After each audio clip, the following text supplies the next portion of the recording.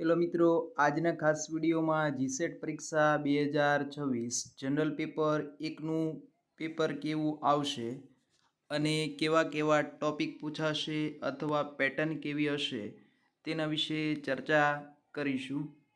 આપણી ચેનલ પર દરરોજ એક મોડલ પેપર સોલ્વ કરાવવામાં આવશે. સમય 6 વાગ્યાનો રહેશે. જો આપ ફ્રીમાં તૈયારી કરવા માગતા હોય તો ચેનલને સબસ્ક્રાઈબ કરીને રાખજો. યુનિટ નંબર 1 છે શિક્ષણ અભિયોગ્યતા, જેમાંથી પ્રશ્ન નંબર 1, શિક્ષણનો મુખ્ય હેતુ કયો છે? તો વિદ્યાર્થીનો સર્વાંગી વિકાસ કરવો. પ્રશ્ન નંબર 2, એક સારો શિક્ષક શું કરે છે? વિદ્યાર્થીની શીખવાની પ્રક્રિયાને સરળ બનાવે છે. ત્યાર પછી સાચું જોડકું પસંદ કરો. તો એમાં શિક્ષક માર્ગદર્શક છે અને વિદ્યાર્થી છે એ શીખનાર છે. તો જવાબ થશે સી, એ અને 1 અને 2 બંને. પ્રશ્ન નંબર 4, વિધાન સ્વરૂપે. એમાં વિધાન પહેલું, મૂલ્યાંકન શિક્ષણ પ્રક્રિયાનો અભિન્ન ભાગ છે. વિધાન 2, મૂલ્યાંકન માત્ર અંતિમ પરીક્ષાથી થઈ શકે. તો મૂલ્યાંકન છે એ શિક્ષણ કાર્ય પછી, પહેલાં કે શિક્ષણ કાર્ય દરમિયાન થઈ શકે. તેથી બીજું વિધાન છે એ ખોટું છે. મૂલ્યાંકન શિક્ષણ પ્રક્રિયાનો જ એક ભાગ છે. મિત્રો, જીસેટ પરીક્ષા 2026 માટે જનરલ પેપર 1 અને પેપર 2 કોમર્સની પીડીએફ પણ ગુજરાતી ભાષામાં તૈયાર કરવામાં આવી છે, જે ડાઉનલોડ કરવા માટેની લિંક આપને ડિસ્ક્રિપ્શનમાં મળી જશે. પ્રશ્ન નંબર 5 છે, વિદ્યાર્થી કેન્દ્રિત શિક્ષણમાં ભાર શેના ઉપર હોય છે? તો ઘણા પ્રશ્નો તમને એવા પણ પૂછાશે પેપર 1ની અંદર કે જેનો જવાબ તમને પ્રશ્નમાંથી જ મળી રહેશે. અહીંયા જો વિદ્યાર્થી કેન્દ્રિત શિક્ષણ, તો એમાં મુખ્ય આધાર કોની ઉપર હોય છે? વિદ્યાર્થી ઉપર. પ્રશ્ન પરથી તમને જવાબ મળી જાય છે. તો આ હતા પ્રથમ યુનિટના 5 પ્રશ્નો, જેના 10 ગુણ રહેશે. ત્યાર પછી યુનિટ નંબર 2, સંશોધન અભિયોગ્યતા. પ્રશ્ન નંબર 6, શિક્ષણનો મુખ્ય હેતુ શું છે? તો નવી શોધ કરવી, નવી માહિતી મેળવવી અથવા કોઈ નવી જાણકારી પ્રસ્થાપિત કરવી, એને કહેવાય સંશોધન. ત્યાર પછી જોડકું મેળવવાનું છે. આ પ્રકારના પ્રશ્નો પણ દર પરીક્ષામાં પૂછવામાં આવે છે. તો પ્રાઇમરી ડેટા કોને કહેવાય? કે જે મૂળ માહિતી છે, નવી માહિતી છે, જેનો ક્યારેય ઉપયોગ થયેલો નથી. જ્યારે સેકન્ડરી માહિતી એટલે શું? કે એકવાર પ્રકાશિત થઈ ગઈ છે અને એનો રેફરન્સ તરીકે ઉપયોગ કરવામાં આવે છે. તો બંને જોડકા સાચા છે. જવાબ થશે સી. પ્રશ્ન નંબર 8, વિધાન પહેલું, સંશોધનમાં નૈતિકતા મહત્વપૂર્ણ છે. તો આ બાબત સાચી છે. ત્યાર પછી ડેટાની હેરફેર કરવાનું યોગ્ય છે, આવું વિધાન 2 કહે છે. તો ડેટાની હેરફેર એટલે કોપી કરવાનું યોગ્ય છે. તો એ યોગ્ય નથી, એટલે બીજું ખોટું રહેશે. તો તમારો જવાબ બનશે બી, પહેલું સાચું અને બીજું ખોટું. પ્રશ્ન નંબર 9, વિધાન 1, સોરી આ પ્રશ્ન 2 વખત ટાઈપ થયો છે. ત્યાર પછી 10 નંબર, સર્વે મેથડનો ઉપયોગ મુખ્યત્વે શેના માટે થાય છે? તો સર્વે મેથડ છે એ માહિતી એકત્ર કરવા માટે થાય છે. હમણાં જે વસ્તી ગણતરી કરવામાં આવી એમાં આ જ પદ્ધતિ છે એનો ઉપયોગ કરવામાં આવે છે. એની અંદર માહિતી છે, પ્રશ્ન હોય એ ટાઈપ કરેલા હોય છે કાગળની અંદર અને ત્યાર પછી પૂછવામાં આવે છે. ત્યારબાદ યુનિટ નંબર 3, રીડિંગ કોમ્પ્રિહેન્શન, જેમાં ફકરો આપેલો હોય છે અને તેના પરથી પ્રશ્નના જવાબ આપવાના હોય છે. 5 પ્રશ્ન અને 10 ગુણનો દરેક પરીક્ષામાં પૂછવામાં આવે છે.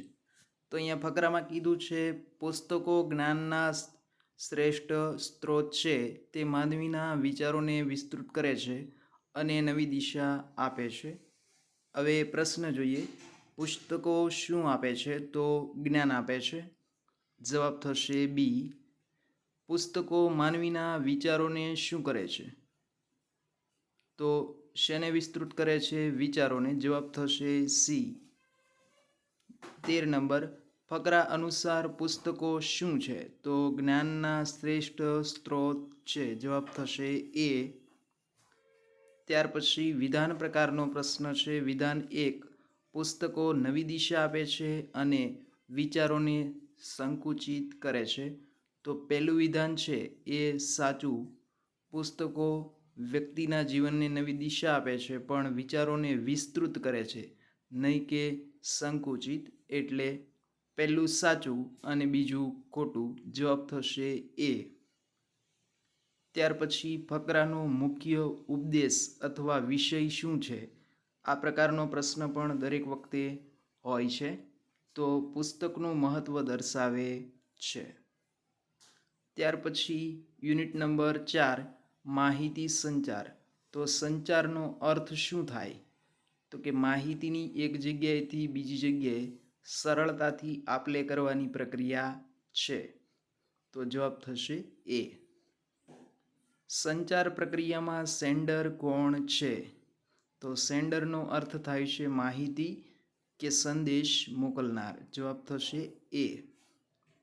ત્યાર પછી જોડકું છે. સેન્ડર એટલે માહિતી મોકલનાર અને રિસીવર એટલે માહિતી મેળવનાર અથવા પ્રાપ્ત કરનાર.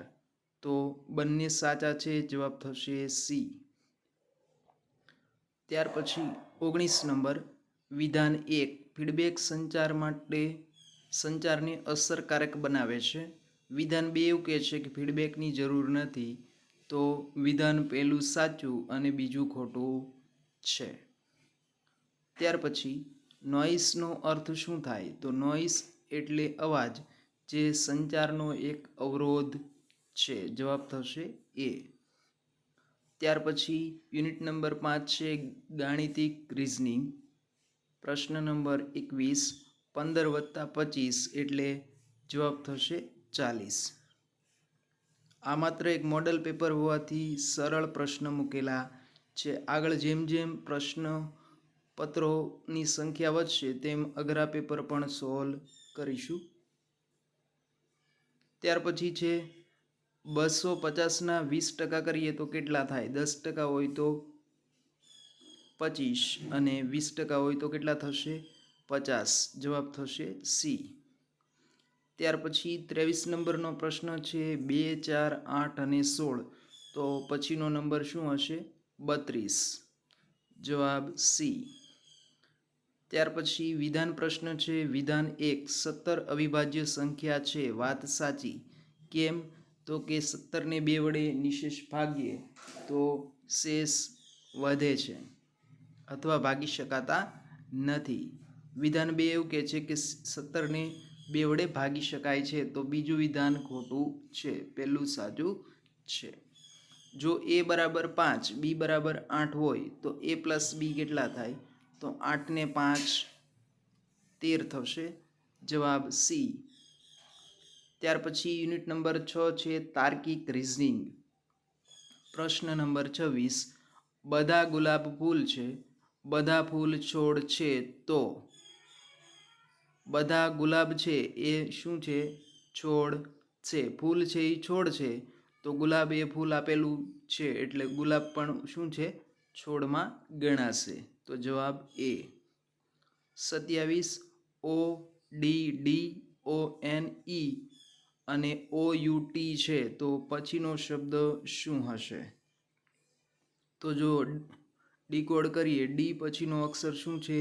ઈ છે છેલ્લેથી, અને ટી છે તો શું આવશે છેલ્લે? ઈ. તો ઈ ક્યાં જોવા મળે છે? રોઝમાં 1માં. એટલે જવાબ ડી રહેશે. ABBC તો જવાબ શું થશે? એ થશે. ત્યાર પછી વિધાન, તર્કમાં નિષ્કર્ષ તથ્યો પરથી કાઢવામાં આવે છે, સાચી વાત છે.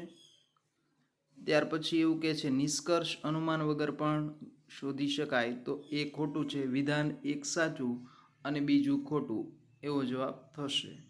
30 નંબર 3, 6, 9, 12 અને 15, તો જવાબ થશે સી. ત્યાર પછી યુનિટ નંબર 7 છે માહિતીનું અર્થઘટન, જેમાં તમને ટેબલ ચાર્ટ અથવા પાઈ ચાર્ટ આપેલો હોય છે અને તેના આધારે 5 પ્રશ્નના જવાબ તમારે આપવાના છે. તો 31 નંબર એવું કહે છે કે 2022ની અંદર વેચાણ કેટલું થયું.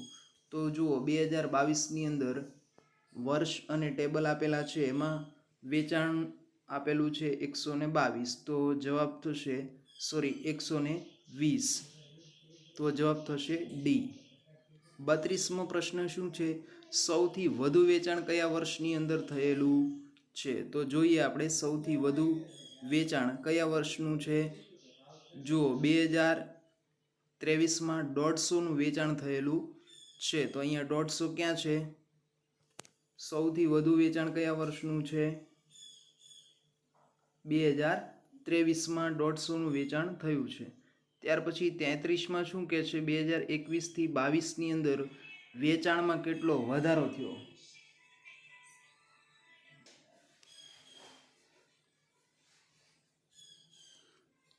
ત્યાર પછી 2021થી 22માં વેચાણમાં કેટલો વધારો થયો, તો જોઈએ 21થી 22ની અંદર વેચાણ કેટલું વધેલું છે. તો 21માં જુઓ 100 છે અને 22માં 120 છે, તો 20% જેટલો વધારો ગણાય. વિધાન એક છે 2023માં વેચાણ સૌથી વધુ છે અને 2021માં 150 છે, તો ખોટું છે. બંને સાચા છે. કુલ વેચાણ કેટલું છે, તો કુલ કરવું હોય તો જે વેચાણ આપ્યું છે એ બધાનો સરવાળો થશે. જુઓ તો 100, 120 અને 150, તો 370 આપેલું છે. કુલ વેચાણ કેટલું થશે, 370, તો જવાબ થશે સી. ત્યાર પછી યુનિટ નંબર 8નો પ્રશ્ન 36 નંબર, સીપીયુનું પૂરું નામ શું છે. દરેક પરીક્ષામાં આવો એક પ્રશ્ન પૂછવામાં આવે છે. તો સેન્ટર પ્રોસેસિંગ યુનિટ. WWWનો અર્થ શું થાય, તો વર્લ્ડ વાઇડ વેબ. ત્યાર પછી જોડકું છે રેમ ટેમ્પરરી મેમરી છે અને રોમ પરમનન્ટ મેમરી છે, તો બંને વિધાન સાચા છે. વિધાન પહેલું, ઈમેલ સંચારનું સાધન છે. ઇન્ટરનેટ વગર ઈમેલ કાર્ય હંમેશા થઈ શકે છે, તો ખોટી વાત છે. ઇન્ટરનેટના માધ્યમ વિના ઈમેલ મોકલી શકાતો નથી. MS વર્ડ શું છે, તો MS વર્ડ છે એ વર્ડનું એક પ્રોસેસર છે. ત્યાર પછી યુનિટ નંબર 9 પર્યાવરણ અને લોકો. 41 નંબરનો પ્રશ્ન, ગ્લોબલ વોર્મિંગનું મુખ્ય કારણ શું છે. તો ગ્રીન હાઉસના જે વાયુઓ છે એ ગ્લોબલ વોર્મિંગનું મુખ્ય કારણ છે. ઓઝોન સ્તર કયા કિરણોથી રક્ષણ આપે છે, તો એક્સ-રેના કિરણોથી રક્ષણ આપે છે. જોડકું મેળવો, સોલર એનર્જી છે એ રિન્યુએબલ છે અને કોલ છે એ પુનઃ અપ્રાપ્ય એટલે કે નોન રિન્યુએબલ છે. ત્યાર પછી વૃક્ષારોપણ પર્યાવરણ માટે લાભદાયક છે, સાચી વાત છે. વન વિનાશ પર્યાવરણને સુધારે છે, એ ખોટું છે. 45 નંબર, ચિપકો આંદોલન કયા મુદ્દા સાથે સંબંધિત હતું, તો વન રક્ષણ. વન કટાઈ જે છે વૃક્ષો કાપવા ઉપર પ્રતિબંધ મૂકવા માટે થયું હતું. ત્યાર પછી યુનિટ નંબર 10 ઉચ્ચ શિક્ષણ પ્રણાલી. 46 નંબરનો પ્રશ્ન, યુજીસીનું પૂરું નામ શું છે, તો યુનિવર્સિટી ગ્રાન્ટ કમિશન્સ. નેકનો મુખ્ય ઉદ્દેશ શું છે, તો કે યુનિવર્સિટી અને કોલેજની ગુણવત્તા જાળવવી. જવાબ થશે એ. જોડકું મેળવો, યુજીસી શું કરે છે, અનુદાન આપે છે અને નેક શું કરે છે, માન્યતા આપે છે, તો બંને સાચા છે. વિધાન વાળો પ્રશ્ન છે 49 નંબર, NEP 2020 છે ઉચ્ચ શિક્ષણમાં સુધારા માટે છે. NEP 2020 શિક્ષણ સાથે સંબંધિત નથી, તો બીજું ખોટું થશે અને પહેલું સાચું.